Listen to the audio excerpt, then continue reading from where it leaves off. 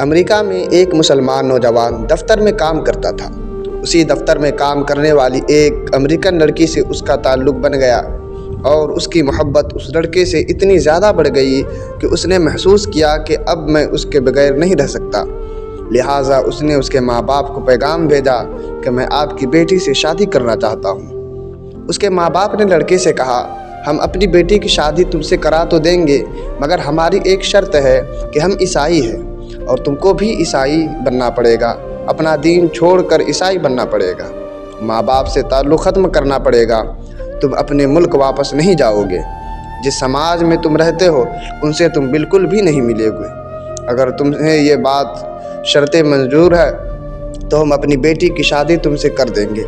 وہ لڑکا اپنے جذبات میں اتنا دبا ہوا تھا کہ اس اللہ کے بندے نے ساری شرطیں قبول کر لی، ماں باپ سے رشتہ ختم کر لیا، عزیزوں سے قریبی لوگوں سے رشتہ ختم کر لیا، ملک سے رشتہ ختم، اور جس سماج میں رہتا تھا ان سے بھی رشتہ ختم کر لیا، حتیٰ کہ وہ عیسائی بن کر عیسائیوں کے ماحول میں زندگی گزارنے لگا، اور اس نے اس لڑکی سے شادی کر لی۔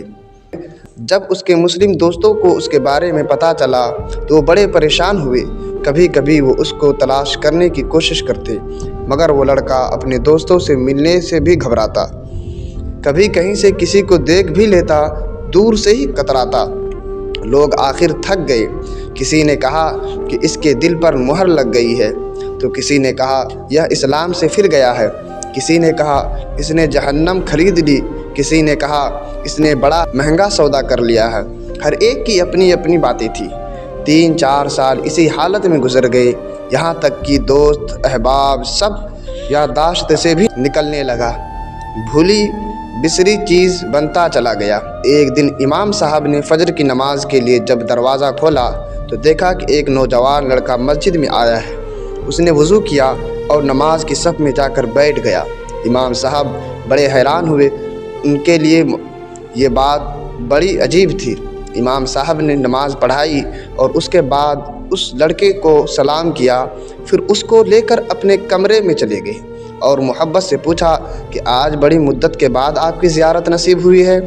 اس وقت اس لڑکے نے اپنی حالت بتائی کہ میں نے اس لڑکی کی محبت میں اپنا سب کچھ قربان کر دیا، بہت کچھ میں نے اپنا ضائع کر دیا، لیکن جس گھر میں میں رہتا تھا اس گھر میں اللہ کا قرآن رکھا ہوتا تھا۔ میں جب کبھی آتا جاتا تو اس پر میری نظر پڑتی تو میں اپنے دل میں سوچتا کہ یہ میرے مولا کا کلام ہے، میرے اللہ کا قرآن ہے اور میرے گھر میں موجود ہے۔ میں اپنے نفس کو ملامت کرتا، اعمال تو میرے برے تھے لیکن دل مجھے کہا کرتا تھا نہیں، جس کا میں نے کلمہ پڑھا ہے میں اسے محبت کرتا ہوں، اسی کی نشانی میں نے اپنے گھر میں رکھی ہے۔ اسی طرح کئی سال گزر گئے۔ ایک دن میں آیا اور عادت کے مطابق وہاں سے گزرتے ہوئے میں نے اس جگہ پر نظر ڈالی، مجھے قرآن نظر نہیں آیا، تو میں نے اپنی بیوی سے پوچھا کہ یہاں ایک کتاب ہوا کرتی تھی، وہ کہاں ہے؟ تو اس نے کہا کہ میں نے گھر کی صفائی کی تھی، اس میں غیر ضروری چیزوں کو پھینک دیا ہے۔ اس نے کہا کہ اس کتاب کو پھینک دیا ہے؟ یہ سن کر میں وہاں سے واپس گیا اور کوڑا پھینکنے کی جگہ سے اس کتاب کو اٹھا کر لے آیا۔ جب لڑکی نے دیکھا کہ یہ بہت زیادہ اس کتاب کا احساس کر رہا ہے تو وہ بھی سوچنے لگی کہ آخر وجہ کیا ہے۔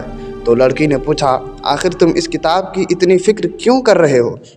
لڑکے نے کہا، بس میں اس کتاب کو رکھنا چاہتا ہوں۔ اس لڑکی نے جب دیکھا کہ یہ کتاب تو عربی میں ہے، کوئی نہ کوئی تعلق اس کا اسلام سے ہے، تو اس نے کہا کہ دیکھو، اس گھر میں یا تو یہ کتاب رہے گی یا پھر میں رہوں گی، تمہیں اس میں سے کسی ایک کے بارے میں فیصلہ کرنا ہوگا۔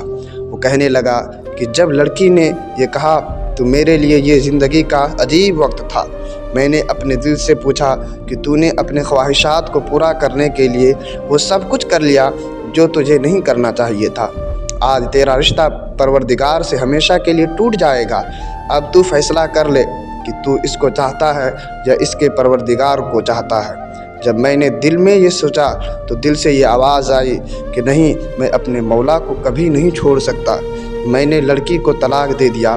پھر میں نے دوبارہ کلمہ پڑھا اور اب میں ہمیشہ کے لیے پکا مسلمان بن چکا ہوں۔